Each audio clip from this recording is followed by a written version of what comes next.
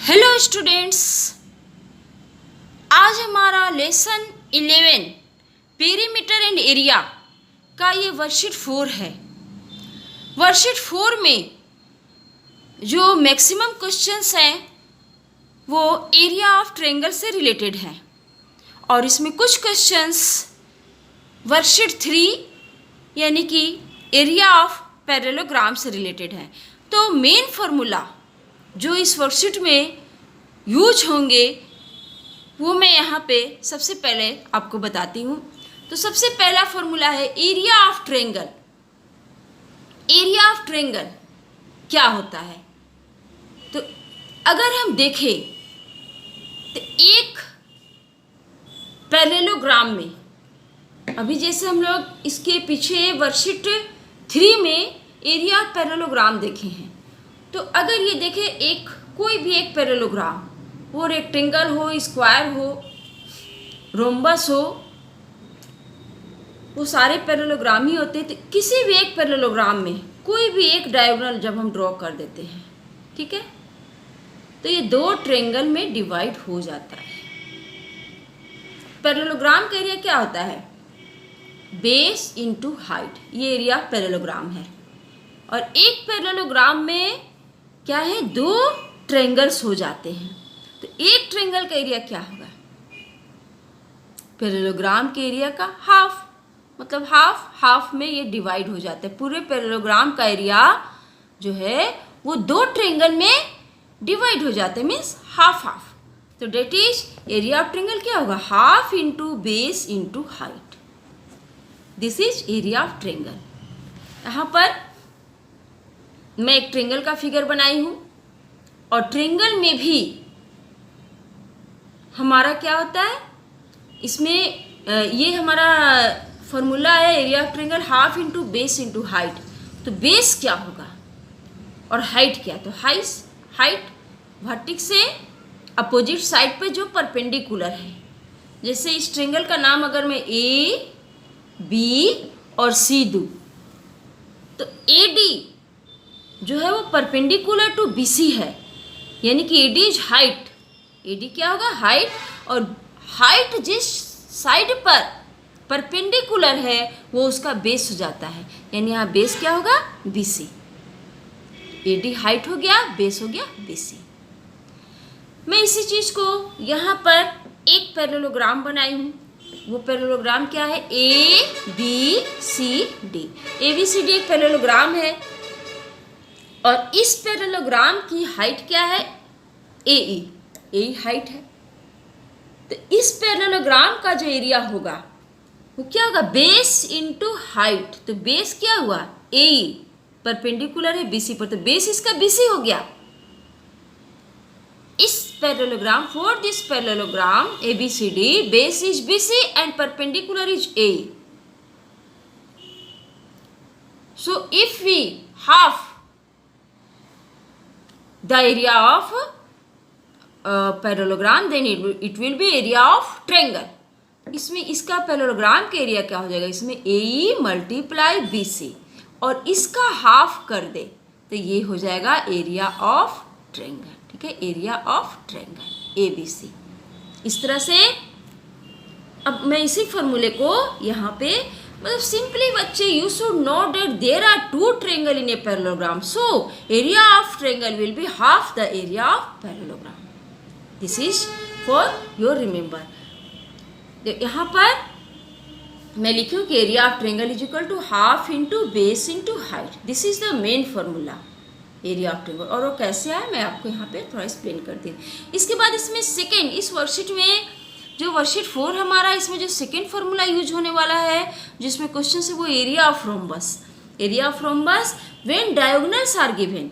Rhombus क्या है? Rhombus is a parallelogram. Area of rhombus will be base into height. Area of rhombus will be base into height. But if both diagonals of rhombus are given, then what will be the area of rhombus? Area of rhombus will be half into diagonal 1 into diagonal 2. So this should be remembered by you because this formula is going to used in this chapter. Here I have drawn a figure of rhombus A rhombus is a parallelogram in which all four sides are equal and diagonal bisect each other at right angle. Diagonal of rhombus bisect each other at right angle. This is 90 degree. All this angle will be of 90 degree. Or using the fact, we find the area of rhombus when diagonals are given. Area of rhombus is equal to half into diagonal d1 into d2. The third formula in this worksheet is area of equilateral triangle. You should know the formula of area of equilateral triangle. If side is given, here ABC is an equilateral triangle. Let its all side is of measure x, because we know that all the three sides of equilateral triangles are equal. Here AB is equal to x, AC is equal to x and BC is equal to x. We draw a perpendicular AD on BC. AD is perpendicular on BC. In equilateral triangle, this perpendicular will divide the base into equal parts. That means BD will be half of side, means x by 2. Similarly, DC will be x by 2. For this triangle ABC, what will be the area? Area is half into base into side. So half into base. Base means BC. BC is x. And height means AD. But we have to find the height of this triangle AD. And how you will find the height of equilateral triangle ABC? For this height, you should use Pythagoras theorem, because ABD is a right angle triangle and here AB is x, BC is x upon 2. So AD square will be, by Pythagoras theorem, AD is equal to under root AB square minus BD square. AD is equal to x square. AB is x. A and B is x. X square minus BD means x square by 2. That is x square minus x square by 4. और जब आप इसको LCM लेकर के add करेंगे तो ये आ जाएगा 4x square minus x square by 4. And when we will subtract we will got 3x square by 4. that is root 3 by 2. Root 4 is 2 and root of x square is x. Root 3 by 2x. This is height. ये क्या है हमारा? ये आया हमारा AD means height of triangle. AD is height. तो ये height आया. अब हम एरिया ऑफ ट्रायंगल निकालेंगे. Area of triangle ABC half into base into height. और हम लोग यहाँ पे बेस की जगह पर x यूज करेंगे because base is BC. We will use x and height. ये वाला हाइट जो अभी हम लोग निकाले हैं रूट 3 by 2x और इसको मल्टीप्लाई करेंगे तो root 3 by 4x square. This is area of equilateral triangle. तो ये एरिया ऑफ इक्विलेटरल ट्रायंगल कैसे है मैं आप लोगों को बता दी हूँ. यू शुड नो, आपको जानना चाहिए. बट ये कैसे आया इसको डिराइव करना जनरल एग्जाम्स में नहीं आते हैं, बट यहाँ पर मैं इसको एक्सप्लेन कर चुकी हूँ. You should no only the formula. ये फार्मूला आपको जानना है. इस फार्मूला बेस्ड क्वेश्चन इस वर्कशीट में हो सकते हैं, बट ये कैसे आया ये मैंने आपको भी एक्सप्लेन कर दिया. Now we are going to solve the worksheet 1 using the formula. Worksheet 1 में क्या है? The area of a triangle is 90 centimetre square. If it base is 15 centimetre find its altitude. Area दिया है, बेस दिया है, तो इसकी हाइट निकाल ली. तो given area of triangle, area of triangle दिया हुआ है, बेस दिया हुआ है 15 centimetre, area of triangle 90 centimetre square. तो वी नो, हम लोग जानते हैं area of triangle half into base into height. Area की जगह पर हम 90 लिखेंगे और हाफ इंटू बेस की जगह पर 15 हाइट निकालना है. इस तरह से you can find height is equal to ये हम कैलकुलेट करके 12 सेंटीमीटर निकाल सकते हैं। यहाँ से तो क्वेश्चन बहुत ही ईजी हो जाता है, only simple calculation is here. इसके बाद question number 2, find the base of a triangle whose area is, यहाँ पे एरिया दिया हुआ है और बेस निकालना है, एल्टीट्यूड 8 दिया हुआ है। सेम क्वेश्चन है 1 की तरह, बट यहाँ पे थोड़ा सा क्या है कि ये 0.48 डेसीमीटर स्क्वायर है, ये डेसीमीटर में यूनिट है और ये सेंटीमीटर में है, तो हम दोनों को सेम यूनिट जरूर करेंगे। तो हम लिखेंगे एरिया, एरिया क्या दिया है 0.48 डेसीमीटर स्क्वायर, और इसको हम लोग सेंटीमीटर में करेंगे तो 1 डेसीमीटर, ठीक है ना, 1 डेसीमीटर में 10 सेंटीमीटर होते हैं, बट डेसीमीटर स्क्वायर है तो 10 × 10 करेंगे, 0.48 × 10 × 10, ठीक है। तो ये हमारा सेंटीमीटर स्क्वायर में एरिया हो जाएगा, सेंटीमीटर में सेंटीमीटर स्क्वायर में, तो इस तरह से 48 सेंटीमीटर स्क्वायर, और हाइट दिया हुआ 8 सेंटीमीटर। वी नो, हम लोग एरिया का यहाँ फॉर्मूला लगा लेंगे, area is equal to half into base into height, और एरिया के जब 48 यूज कर लेंगे, हाफ बेस जो है हमारा वो निकालना है बेस, ठीक है, और हाइट यहाँ पर हम लोग 8 ले लेंगे, ठीक है। तो इस तरह से हमारा बेस क्या हो जाएगा 48, और ये 2 इधर आ जाएगा, तो 2 × 48/8, और ये कैलकुलेट करके के 12।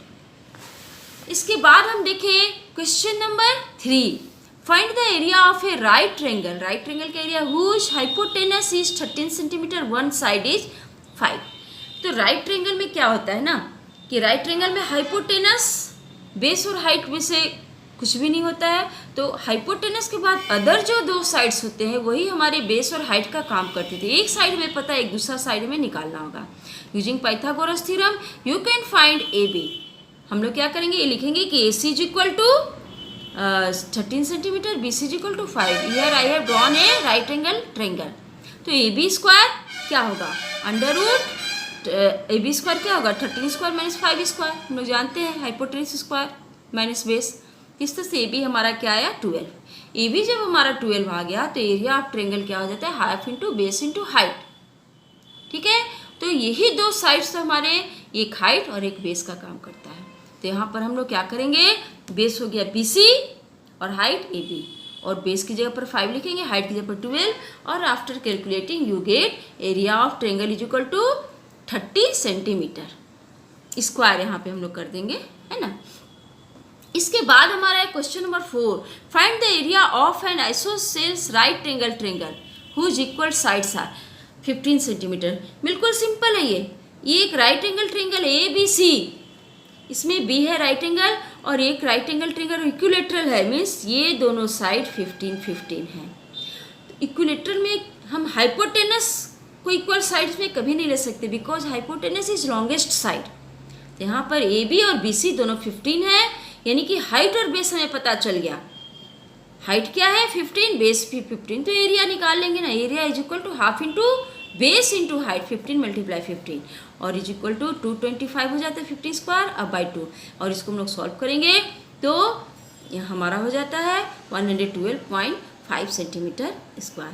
तो ये बहुत ही सिंपल है, सिर्फ हमें ये ध्यान देना है कि आइसोसेल्स राइट ट्रायंगल, इसमें बेस क्या होगा, हाइट क्या होगा। तो इसमें ये जो ईच साइड दिया है 15, तो ये 15 ही बेस और 15 ही हाइट हमारा होगा, ठीक है बच्चों। तो इस तरह से हम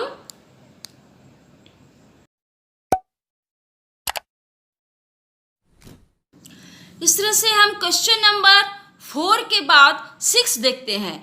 5 क्वेश्चन बहुत सिंपल है, you can do it yourself. Question number 6 देखिए क्या है, the base of A triangular field is 3 times it's height, ठीक है। बेस जो है वो 3 टाइम्स है इसके हाइट का।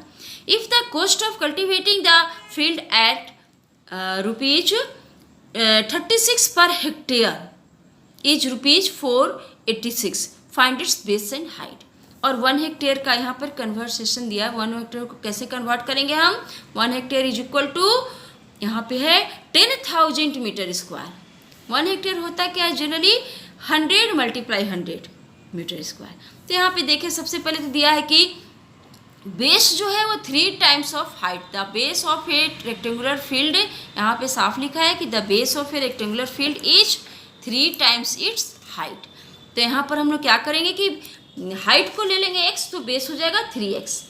Area of field half into base into height, half into 3x multiply x, half into यहाँ पे 3x मल्टीप्लाई x, और ये जो है ये मीटर में आया, ये जो एरिया हो जाएगा ये मीटर में हो जाएगा। अब इसको हेक्टेयर में कैसे चेंज करेंगे, यहाँ पे जो दिया है 1 hectare is equal to 10,000 metre square, तो यहाँ पे हम लोग इसको डिनोमिनेटर में ले आएंगे, यानी कि 1 metre is equal to 1/10,000 hectare. इस कन्वर्सेशन से हम क्या जानते हैं, ठीक है।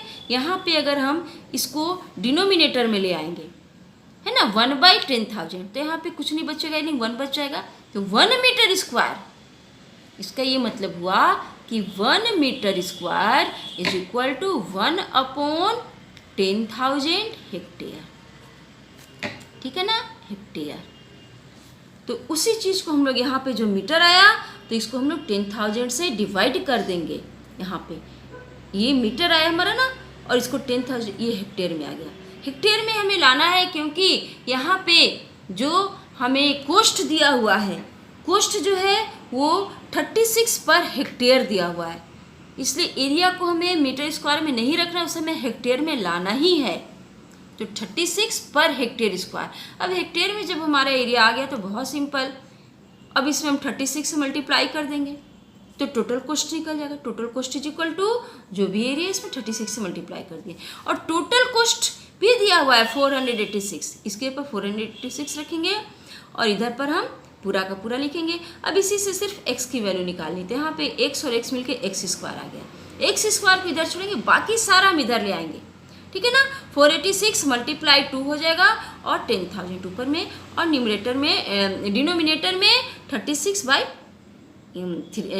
मल्टीप्लाई 3, और इसको हम लोग सिर्फ कैंसिल करेंगे तो हमारा आ जाएगा x square is equal to 90,000।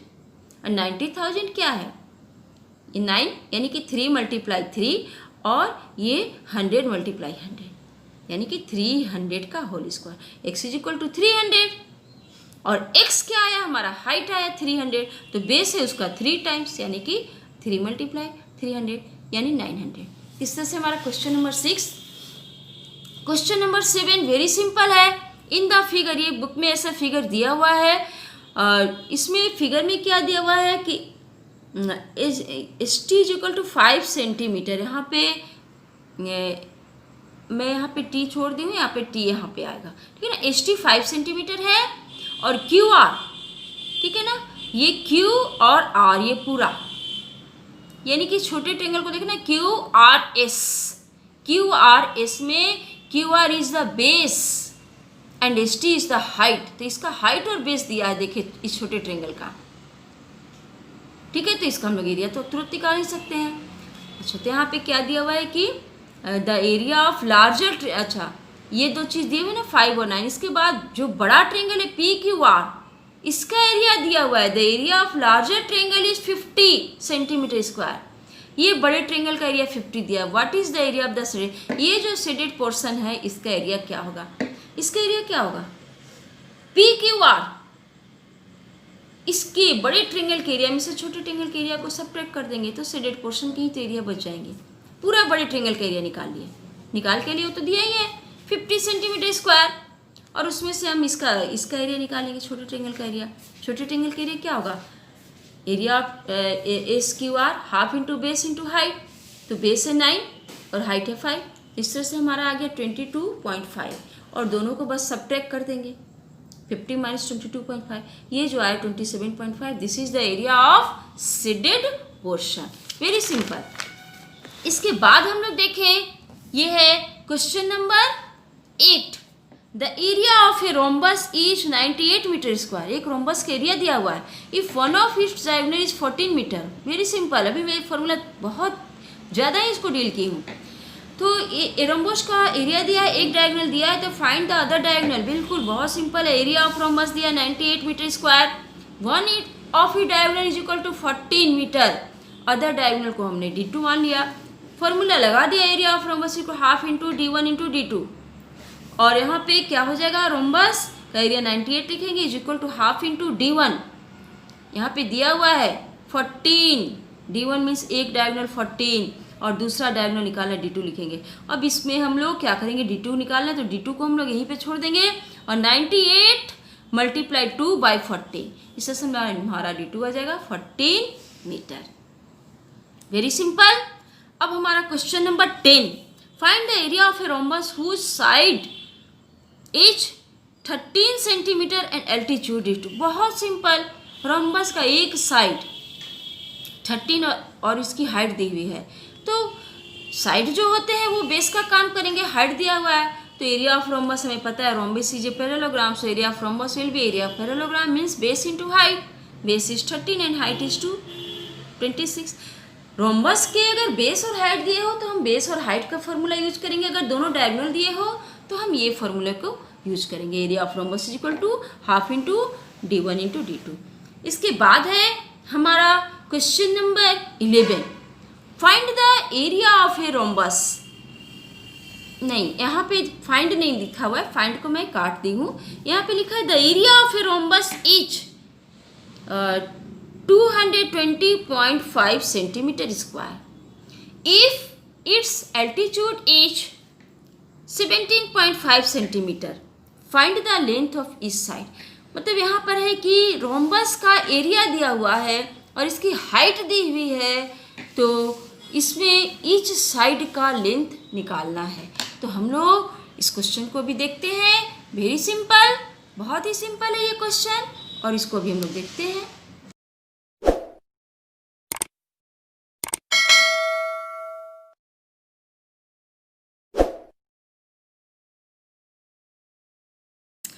यहाँ पर हमारा दिया हुआ है area of rhombus, area of rhombus 220.5 centimetre square, altitude दिए हुए हैं 17.5 सेंटीमीटर, ठीक है। तो हमारे पास फॉर्मूला का area of rhombus is equal to altitude into side of, area की जगह पर हम 220 को पुट कर दिए, एल्टीट्यूड 17.5 और साइड हमें निकालने हैं, तो साइड क्या आ जाएगा 220.5 अपॉन 17.5, और इसको हम लोग कैंसिल करें, ठीक है। तो इसको हम लोग कैंसिल करें, ये कैंसिल करने के लिए मैं यहाँ पे छोड़ चुकी हूँ, शायद मैं आप लोगों के लिए छोड़ी हूँ, तो यू कैन डू इट, इसको आप लोग कैंसिल करके निकाल सकते हैं। पहले 5 से कैंसिल कर, मैं यहाँ पे कैंसिल कर ही देती हूँ, 5 3 जा, ठीक है ना, 5 3 जा 15, 5 5 जा, और यहाँ पर फिर हम लोग देखें तो 5 4 जा, 5 4 जा, 5 1 जा 5, और फिर ये हम लोग देखें तो 7 5 जा, 7 6 जा और 7 3 जा, ठीक है, तो 63/5, और इसको हम लोग देखें तो 5 1 जा 5 और 5 2 जा और 0.6, ये हमारा आया जिसमें है सेंटीमीटर, तो सेंटीमीटर में, दिस इज द आंसर 12.6।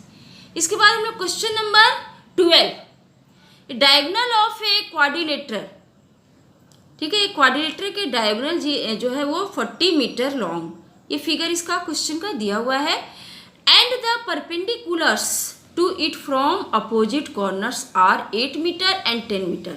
ये डायगोनल एक है जो 40 मीटर है, और इस डायगोनल पर अपोजिट साइड से परपेंडिकुलर 8 मीटर और 10 मीटर हैं। तो फाइंड इट्स एरिया, ये पूरे क्वाड्रिलेटरल का एरिया निकालना, वेरी सिंपल। ये पूरा क्वाड्रिलेटरल हम लोग देखें कि ABCD जो क्वाड्रिलेटरल है, AC इसका डायगोनल है, तो ये जो AC डायगोनल है it will divide the quadrilateral in 2 triangles, और दोनों ट्रायंगल का हम लोग अलग अलग एरिया बस निकाल लें और उसको ऐड कर दें, that will be the area of the given quadrilateral. तो यहाँ पर ACD, अगर ये ट्रायंगल को ले तो इसके लिए हाइट क्या है D और बेस क्या है AC। हम लोग अगर ट्रायंगल ABC को ले तो इसके लिए हाइट क्या है 10 और बेस क्या है 40। तो इसी का हम लोग यूज कर लेते हैं, area of ABCD, area of ABCD पूरे क्वाड्रिलेटरल का एरिया क्या होगा, area of triangle ACD plus area of triangle ABC। ये दोनों ट्रायंगल का मैं नाम लिखी हूँ, और वो दोनों ट्रायंगल के लिए जो एक ट्रायंगल का हाइट क्या है, बेस दोनों के लिए AC है, 1/2 into base AC into height D, और 1/2 इंटू ए सी इंटू बी, ये दोनों को हम लोग ऐड करेंगे। दोनों में बेस 40 है, हाफ इंटू 40 इंटू 8, हाइट 8 है, हाफ इंटू 40 इंटू 10, एक का हाइट 10 है, और इसी को कैलकुलेट करेंगे तो 160 प्लस 200 तो 360 मीटर स्क्वायर। तो ये हमारे जो है ये वर्कशीट 4 के ये सारे क्वेश्चंस हैं। Hoping you have got benefit. बच्चे आप इसको बार बार देखें और फॉर्मूला को ध्यान में रख करके इसको सॉल्व करें। You can do it very easily. Thank you for watching the video. Thank you students.